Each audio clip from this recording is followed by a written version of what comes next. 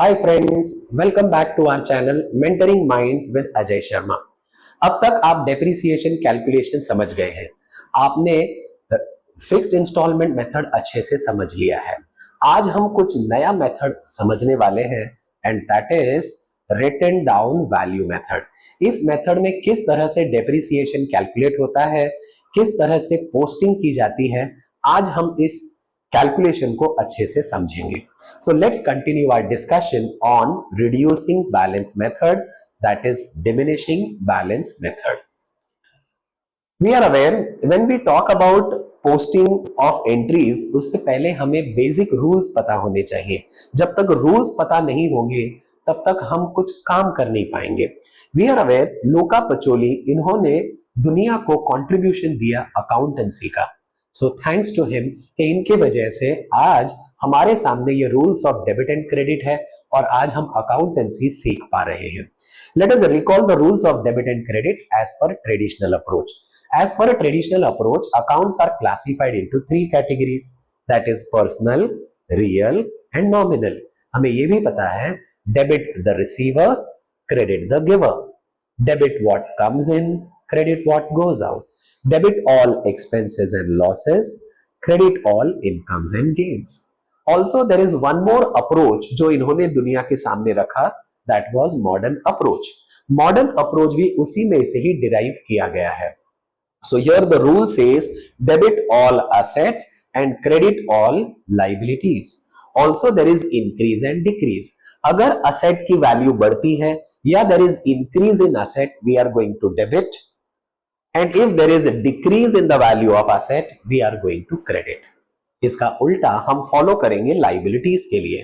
If there is increase in liability, ओहो liability बढ़ रही है, नेगेटिव बैलेंस बढ़ रहा है, that's why we are going to credit, and if there is a decrease in liability, there we are going to debit it.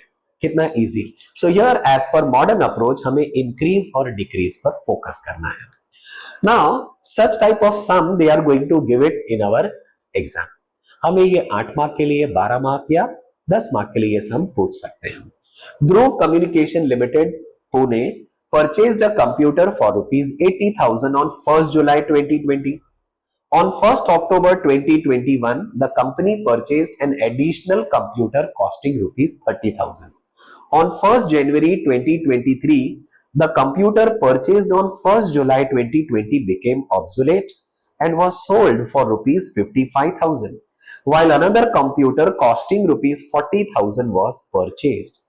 Depreciation was provided annually on 31st March at the rate of 10% per annum on reducing balance method. For the first time हम सीखने जा रहे हैं reducing balance method में किस तरह से हम calculations करेंगे। Prepare machinery account and depreciation account for the period 2020-21, 21-22, 22-23.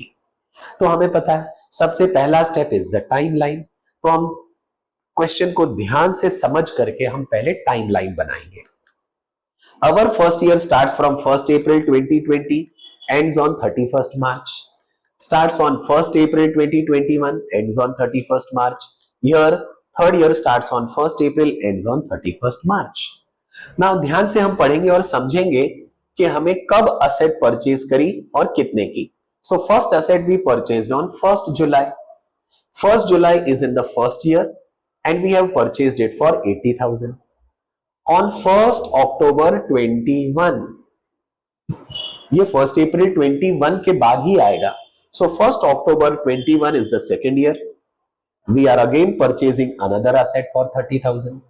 Then on 1st January 23, 1st January 23, 1st April 22 के बाद and 31st March 23 के पहले आएगा। So 1st January 23, the computer purchased on 1st July 2020 became obsolete. यानी ये वाला computer पुराना हो गया और हमने इसे 55,000 में बेच दिया। So we are selling first asset for 55,000 and another computer was purchased on the same date. तो same date 1st January हमने 40,000 का asset खरीद लिया। कितना easy. Depreciation they are saying calculate कीजिए 10% per annum under reducing balance method. Okay sir, so now the entire sum is there on the timeline. Let us first of all find out कि हमने कितना महीना कितने asset कौन से asset use किए। So here in the first year if you observe 1st July से 31st March there are 9 months, तो हमने ये फर्स्ट असेट 9 months यूज किया। Second year we are going to use the first asset for 12 months and this second asset 1st October से 31st March there are 6 months. In the third year ये पहला asset first वाला हमने 1st जनवरी को बेच दिया, यानी 9 महीने 9 months यूज करने के बाद we are selling the asset on 1st January and then 3 months के लिए, right, 3 months that is 1st January से लेकर के 31st March we are going to purchase the new asset. The second asset we are going to use it for the entire 12 months and third asset we are going to use it for 3 months. तो इस तरह से हमें पता चल गया कितने months हमने कौन से asset यूज किए। अब क्या करना है? Now we are there to calculate the depreciation amount. Okay, so we are going to prepare such type of working note. ये वर्किंग नोट बनाने से एक बार कैलकुलेशन हम अच्छे से कर लें तो बेसिकली हमारे आंसर राइट होने के चांसेस बढ़ जाते हैं। Now, in the first year, we are purchasing the asset on 1st July. So 1st July 2020 हमने 80,000 का asset खरीदा, 1st October 2021 30,000 का और 1st January 40,000 का। Fine. In the first year, we are going to utilize only first asset. So now depreciation हम 9 months का calculate करेंगे। Sir 9 months का कैसे calculate करेंगे? 10% of 80,000 is 8,000. 8,000 12 महीने का है तो 9 महीने का कितना होगा? कितना होगा? 6,000. Absolutely right. So here कैसे आया 6,000? 8,000 is a depreciation for 12 months. 12 महीने का 8,000 तो 6 महीने का 4,000, 3 महीने का 2,000, तो 6 और 3 9 होते हैं, 4,000 और 2,000 हो गए 6,000। Okay, so now the written down value is 74,000. In the second year, we are purchasing asset and utilizing it for 6 months.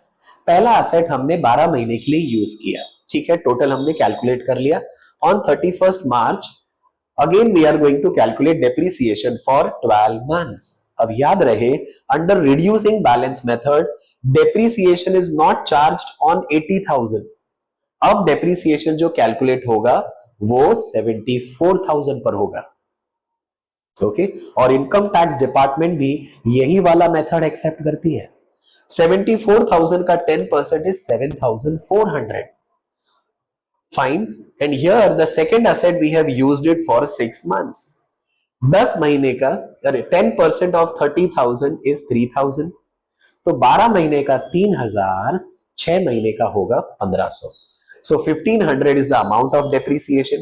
Written down value will be 66,600 and here it is 28,500. हम इन दोनों depreciation को जोड़ लेंगे तो we'll get the depreciation for the year ended. Now in the third year we are selling the asset. तो जब हम asset बेचते हैं तो हम asset बेचने से पहले we will calculate the depreciation. The depreciation we have to calculate it for 9 months. Same method we are going to adopt. Here the first asset we are selling 10% of 66,600 कितना होगा? Sir obviously 6,660। 12 महीने का 6,660 रुपए, तो 6 महीने का कितना होगा? सर इसका आधा, हाफ इज 3330, 3,330। 6 महीने के 3,330 तो 3 महीने के कितने होंगे? सर 3 महीने के यानी इसका आधा कर लेते हैं। 3,000 का आधा 1,500, 300 रुपए का आधा 150 रुपए और 30 रुपए का आधा 15 रुपए, यानी 1,500 प्लस 150 यानी 1,650 और 1,650 प्लस 15 रुपए 1,665। 3 महीने का 1,665। अब ये 3 और 6 महीने जोड़ देंगे तो हमें मिलेगा 9 मंथ्स का 4,995। ये 4995 हम यहां रखेंगे, will subtract it and will find out the written down value यानी book value. So book value वो असेट जो हमने बेची वो 61,605 रुपए की थी। 61,000 रुपए की असेट हमने 55,000 रुपए में बेच दी। प्रॉफिट होगा या लॉस? ऑब्वियसली लॉस होगा। Loss will be the difference amount 6,605 rupees. कितना आसान। द कैलकुलेशन इज इंपॉर्टेंट, आपको याद रहे इसमें। Now the third year, right, the remaining second asset we are using it for 12 month. ये 12 महीने के लिए इस्तेमाल कर रहे हैं, तो 12 महीने का डायरेक्टली 10% हम कैलकुलेट कर लेंगे, जो आ जाएगा 2,850। हियर द लास्ट एसेट हम 3 महीने के लिए परचेज कर रहे हैं, ठीक है। सो 3 महीने का 40,000 का 10%, 10% होगा 4,000, 4,000 होगा 12 महीने का, तो 6 महीने का 2,000, 3 महीने का 1,000, right. So 1,000 rupees is the amount of depreciation. Remember, as per matching concept, आपको expenses मैच करने होते हैं for the number of months we are using. यहां पर हमने 3 ही महीने यूज किए, so that's why we are going to charge depreciation for 3 months only. Written down value will be 25,650 and here 39. So total depreciation आ जाएगा 3,850 and written down value is 64,650. कितना easy. Here the calculation एक बार हमारे पास ready है, then it becomes very easy for you to do the posting. तो अब क्या करना है sir? First year, the total amount of depreciation is 6,000 and the balance amount is 74. After completing the calculation, अब हमें क्या करना है? Now we are there to prepare computer account, which is a ledger or depreciation account. Then the entries should run in your mind. हमारे दिमाग में basic entries चलते रहने चाहिए। रिमेंबर, यहाँ पे कोई हमें स्ट्रेस लेने की जरूरत नहीं है, हमें लॉजिक की तरफ फॉलो करना है। Now what the logic? सबसे पहले हम असेट खरीदेंगे। So when you purchase asset, asset comes in and cash goes out, यानी कंप्यूटर आ रहा है और कैश जा रहा है। सो कंप्यूटर में डेबिट साइड पर हम लिखेंगे टू कैश और कैश अकाउंट में क्रेडिट साइड पर लिखेंगे बाय कंप्यूटर। सिंस यहां हम कंप्यूटर अकाउंट बना नहीं रहे, that's why we assume that we have done the posting. Now the next is, throughout the year हम असेट को यूज करेंगे, कंप्यूटर यूज करेंगे, and at the end of the year we are going to charge depreciation. तो depreciation reduces the value of asset, it's a loss, so that's why journal entry आ जाएगी depreciation to computer. Depreciation account हम debit side पर लिखेंगे to computer and computer में credit side पर हम लिखेंगे by depreciation. then this depreciation account we are going to transfer it to profit and loss. So profit and loss की journal entry आ जाएगी profit and loss account debit to depreciation. Since we are not doing posting in profit and loss account, we assume that we have done the posting. Depreciation account में credit side पर हम लिखेंगे by profit and loss.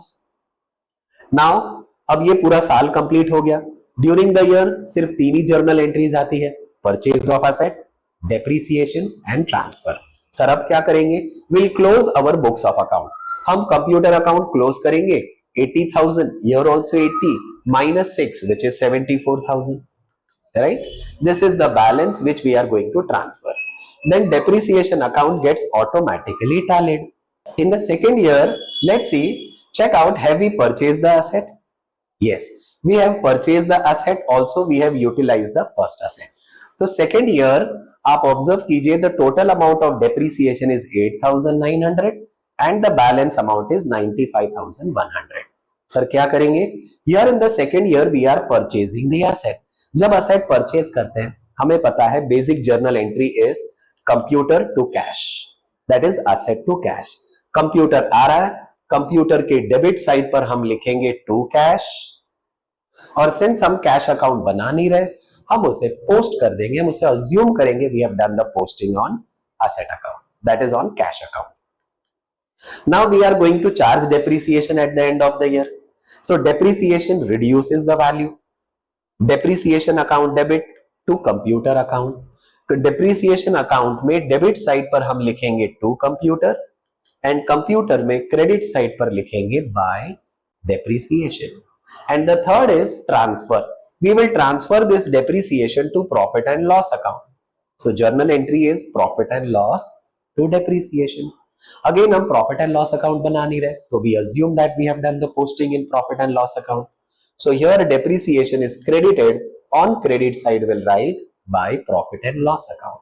So all the three entries we have passed: purchase of asset, charging depreciation and transfer of asset. अब क्या करेंगे sir? We are going to close our books of accounts at the end of the year. So total is 1,04,000. Here also 1,04,000.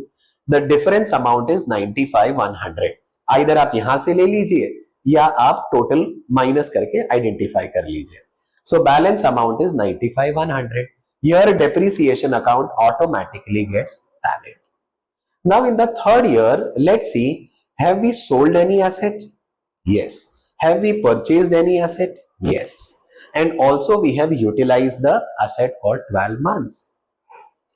So now first we are selling the asset. So whenever assets are sold, हमें तीन values की जरूरत होती है: depreciation, sale proceed and profit or loss. So let's see here, depreciation is 499, sale proceed is 55 and loss is 6,605. तो ये तीन entries पहले हम पास कर लेते हैं for sale of asset. Then we are going to pass the entry for purchase of asset, then depreciation and transfer. So let's see, here we are going to charge the depreciation on the asset sold. So journal entry will be depreciation to computer. Depreciation account में debit side पर हम लिखेंगे to computer और computer में credit side पर by depreciation. Then sale, we are selling the asset. Asset जा रही है और कैश आ रहा है. So cash comes in and computer goes out. Since हम कैश अकाउंट नहीं बना रहे, will not do the posting in cash account. We assume that we have done the posting. Computer account में क्रेडिट साइड पर हम लिखेंगे by cash account and then profit या loss. इस केस में हमें लॉस हो रहा है. So loss is debited. So loss on sale of machinery यानी loss on sale of computer account debit to computer account. Again we are not preparing loss account, so we assume that we have done the posting. Computer के credit side पर हम लिखेंगे by loss on sale of computer account. So these are the asset entries for which we have sold the asset. Now we have purchased the asset and then at the end we are going to charge depreciation and transfer entry. So let's see now, the total amount of depreciation is 3850 and balance amount is 64,650. So here we are purchasing asset. So computer to cash. Computer के debit side पर हम लिखेंगे to cash. Since we are not preparing cash account, we assume that we have done the posting. Then we'll charge depreciation. So depreciation to computer. Depreciation में debit side पर हम लिखेंगे to computer. Computer में लिखेंगे by depreciation. And the third entry is transfer entry, where we are transferring the amount of depreciation to profit and loss. Since depreciation is credited, on credit side will write the total amount of depreciation. Correct here, the total amount of depreciation will write it. Fine. So now at the end of the year we are going to close the books of account and find out the balance amount. So total is 135,100, 135,100 and the difference is 64,650. This balance will transfer it to the next year and here depreciation account automatically tallies. तो कितना easy है, right? Just हमें calculation अगर properly आ जाती है और एक order हमें पता चल जाता है, then the entries will become very, very, very easy for us. So let us recall what we have understood in this chapter by taking quiz on 2 questions. देखते हैं हमें ये आता है या हम ट्राई करते हैं. So here asset is purchased for 36,000. Think and say what will be the depreciation amount of 20%. 20% of 36,000 कितना होगा? Will it be 3,600 or 7,200? Yes, you are absolutely right. 10% होता है 3,600 और 10% का डबल करते हैं तो हमें 20% मिलता है. The answer is 7,200. Absolutely right. The second question is, in disposal year the asset is always replaced. क्या ये ट्रू है या फॉल्स है, या अग्री है या डिसअग्री है? Now what is disposal year? The year in which we are selling the asset. जब हम असेट बेचते हैं तो क्या असेट हमेशा रिप्लेसमेंट के लिए बेची जाती है? हमेशा, always? Obviously it is not possible. So answer is disagree, क्योंकि असेट हो सकता है रिप्लेस करने के लिए या कोई नई मशीन, कोई दूसरी ही मशीन परचेज करने के लिए की जा सकती है। Got it here? So anyhow, you understood about the depreciation concept. I hope आज का सेशन आपको अच्छा लगा। तो see to it that you are learning every time, you are preparing notes, you are practicing every day. So keep learning, keep growing, and keep watching Mentoring Minds.